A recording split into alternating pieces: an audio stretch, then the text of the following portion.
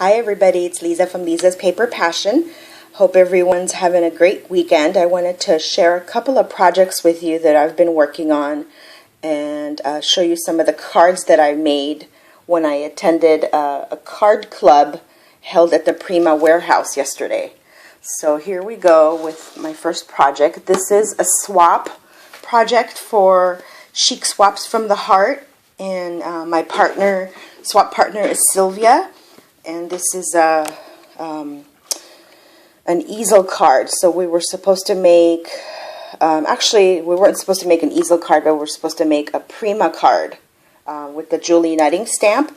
So I wanted to incorporate an easel card as well as using the stamp for Julie Nutting.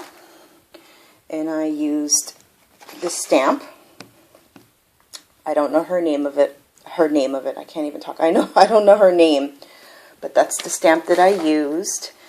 And I really like the paper piecing that I learned from Julie, which basically you stamp the images and then you cut them out and then you piece them the way you want them. So this is two different types of paper. Excuse my stained fingernail. I was staining stuff yesterday with alcohol inks. As you know, stuff doesn't come out very easily. So what you just saw me do is make the card flat, and this is a YouTube tutorial that I saw, and I'm trying to remember who it was that put it together. I'll find a link and link it for you guys, but it's 4 drawers that come out of this base, and it was really fun to do. You can fill them with stuff, and these are eyelets, and sometimes they're hard to open. So they're not really like functional drawers, but in this particular drawer I included some extra brads for her in case these ones fell off. So there's 1, 2, 3, 4. And I used a Prima Marion Smith romance paper collection, which is very, very hard to find, but I did find some at the warehouse, the Prima warehouse. So I was very lucky for that. So I'm using it on special projects. I really wanted to decorate the back too, because I think a project I've been taught has to be, decorated on the back and bottom and just made beautiful all over. So on the back of it, I can't make this straight because there's like a little crook here, so it's kind of hard to bring up, but I put a little pocket in here. And the reason I did that is when I did the doll, I'll pan up a little bit. See, the doll is taller than the card where the card leaves off. So I wanted to, I didn't want to have her head hanging out because it wasn't really stable. So I put that little envelope on the back of it. That way it's more stable in the back. And of course I use my favorite Prima flowers and bling and just all different kinds of stuff. I'm sorry, I'm trying to adjust this so that it's stable again. Okay. And I continued to use like coordinating the romance novel trinkets. So the card folds up like this. So from this side, it's like an easel. It's really cute. I use dominoes to hold it up, but you could really use anything that has dimension. I've seen people use a bunch of lace, just flowers. I like using gesso on the flowers. I put some doilies here, eyelash trim, just went to town with it. And of course she's a queen, so I put a crown on it. So this is the card that I'll be giving to Sylvia. And my next project is another steampunk project. I really like the container that I did last time that I ended up sending as a gift to Gladys, and I'm so very happy that she loved that. It was really fun to make. So this is a new one, and this is a canvas with the same foil method that I learned to give it texture. And I was very happy that Gladys shared with me so generously these modeling creams. This is the one that I used to rub on the foil to lift up the texture that was underneath. I love, love, love these. And I still haven't found a place in Southern California that sells them, although I saw something very similar at my local Hobby Lobby. Gladys gave me these 3 colors, and I've used this one. I used a little bit of this one. Predominantly, I've been using this one. Oh, I'll show you where I used this one. I used it on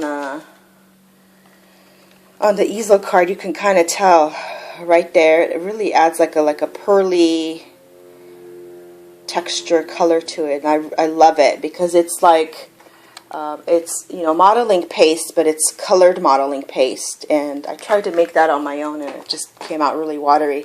So I think these are genius. And anyway, enough of that, about that. Oh, and the company that makes this is Viva Color.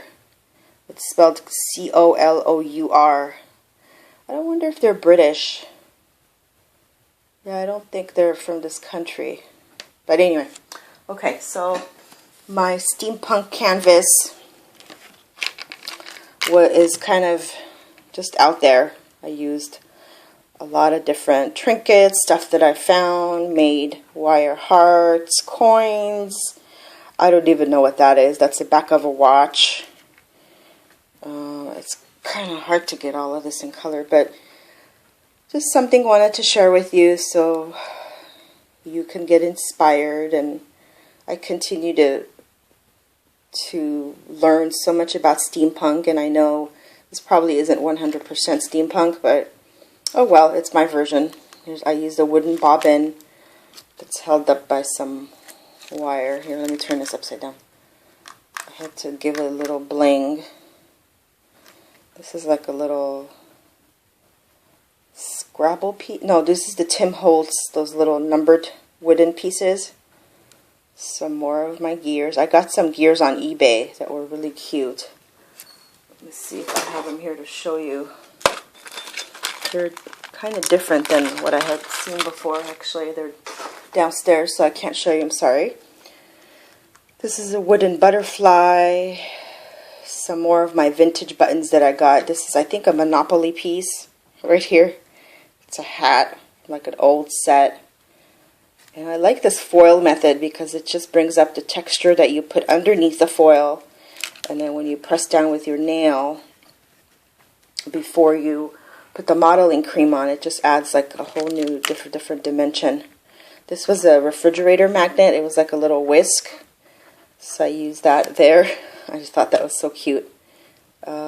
This is a bead. And then this is something that I got off of eBay. I don't even know what it is. It was a gift when I purchased something. The person gave it to me as a gift. Oh, here they are. I don't even know what this is. I think it's just like a bead. But anyway, they said this was a gift, so I just put it in there. I figured any metal piece. And bottle cap, random stuff, watch buckle. So anyway, I hold this like this. You know, it's kind of like beauty's in the eye of the beholder. But again, I'm not sure who this is for. But I'm sure it'll be a gift to somebody who loves steampunk. And I'm trying to think of what else to show you that I've missed. I did go to downtown LA with my sister a few weeks ago, and we got some goodies. And I don't do haul videos because I just, you know, oh, I wanted to show you something. Oh, sorry, before I went on, but there's some of the beads and stuff that I got. Like I said, I don't do haul videos because I don't, you know, think that somebody wants to sit there for hours and watch what you bought. But I thought I'd show you these real quick because they were fun.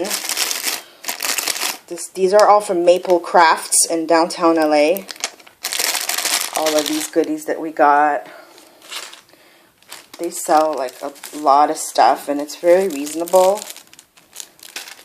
I like using these blings. And these were pretty cool. I used some on a project because they're not individual. They tear up like that. That way you can put them on a project and you don't have to get them by each piece. These are little rhinestones. I really like these. I love this color. And these. Let's see, these ones. And I already showed you these. I wanted to show you the other clear ones, but I don't know where I put them.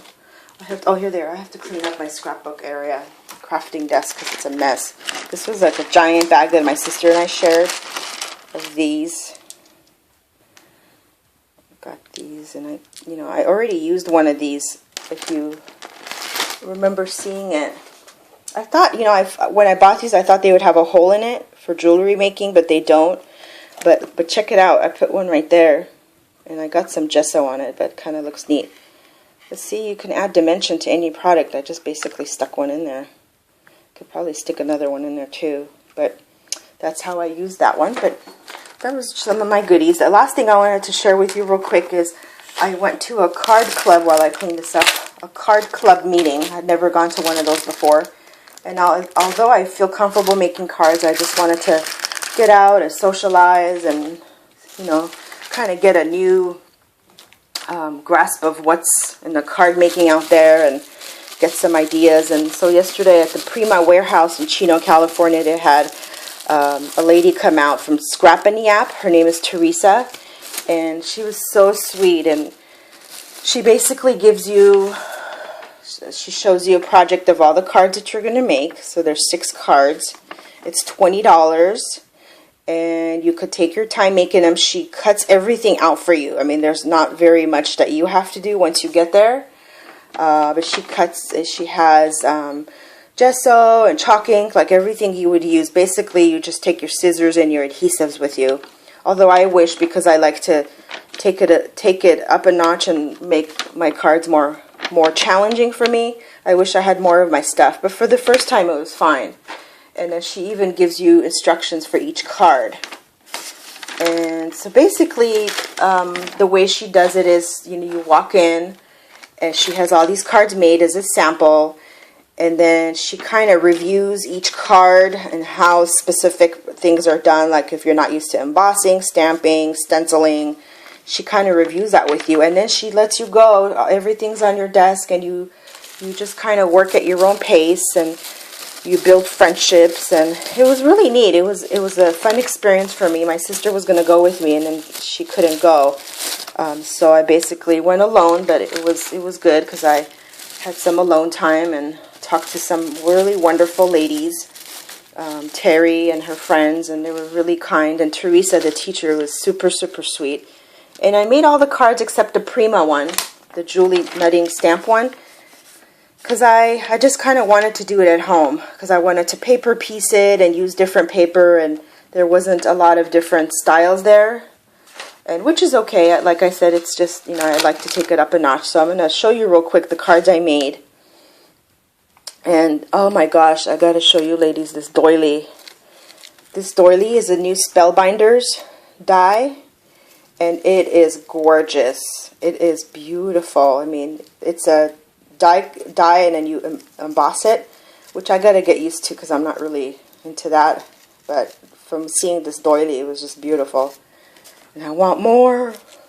So this is the Prima Lyric line. So these are the cards that I made. That's the first one. So everything like you see is already cut out for you. And she gives you all the flowers and embellishments. This is another card that I made. And this had the embossing technique with the she had some of the Viva, what am I trying to say? The metallic colors. And then this one I went crazy, I know, with the envelope. This is an envelope. People were looking at me like, what is she doing? But that's me, Lisa, taking it up a notch and going wild. Getting out of my comfort zone. So this was fun. I really got to do more embossing. So I did learn a lot of things. So that was card number 2. Card number 3, they're kind of wrinkled because I used wet glue and then I just kind of packed up real quick to leave. I think this is their lyric collection as well. Oh, look at that doily. Isn't that gorgeous? So that's card number, oh, and I did emboss she works for Spellbinders or teaches for them. I'm not quite sure, but she had a lot of Spellbinder stuff. Let's see, 1, 2, 3. Card number 4. A tag card. I love gessoing and coloring the flower. I think it takes away from some of the brightness of the flower. It's my butterfly card. And then the last one I made, Time to Celebrate. This was embossing, stenciling, a whole bunch of things. And this was another die cut that she had cut out for us. Very intricate and pretty.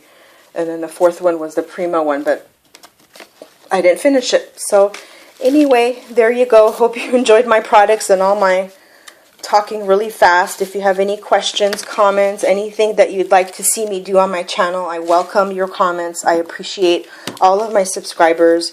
I'm almost at 300 subscribers, and I am so happy. I am going to, I'm planning for another giveaway, and that's probably going to be when I reach 350. So, so stay tuned for that, and then I am planning on working on a tutorial to be announced. So thank you. God bless. Have a wonderful day. Thank you for your support, and I appreciate all your comments and your subscriptions. Thank you. Bye.